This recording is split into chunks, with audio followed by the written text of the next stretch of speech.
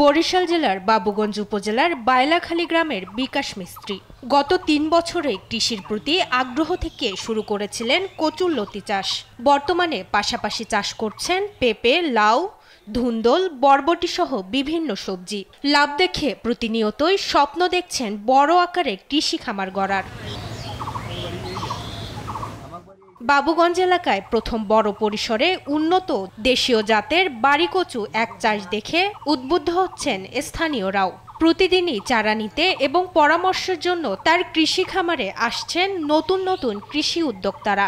গাছটা আমরা 2 টাকা কিনে এটা পরিচর্যা করতে যাইয়া আমার দেখা যায় 50-60 টাকা খরচ হয়। এটা দিয়া আমরা প্রায় 100 থেকে 200 টাকার মতো লতি ইনকাম করা যায় এবং এটা যখন বড় হয়ে যায় এটারে আমরা কচু হিসেবে বিক্রি করতে পারি। কচুটা খাইতে অনেক সুস্বাদু, মিষ্টি, ভালো। আমরা খাইছি, বাবার 5 জনের নিচে। এই কচু মিষ্টি এবং খুব ভালো লাগে। এর দিয়ে অনেক দেখা যাইতেছে যে অনেক কৃষক স্বাবলম্বী হয়েছে। এজন্য আমার একটু করতে মন চাইছে, আমিও একটু করব। আমি উদ্যোক্তাদের কাছে আমি একটু পরামর্শ নিতে আসছি। বর্তমান বাজারে কচুরলতির ভালো চাহিদা থাকায় দামও ভালো পাচ্ছেন এই কৃষক। আমি থেকে লতিরাজ বাড়ি এক চাষ করি, প্রায় 1 একর জায়গার উপরে আছে লতি থেকে আমি বছরে প্রায় 3 থেকে 4 লক্ষ টাকার মতো ইনকাম আমার। বিকাশের মতো অনেক উদ্যোক্তারাই এখন কৃষিকাজে আগ্রহ দেখাচ্ছেন।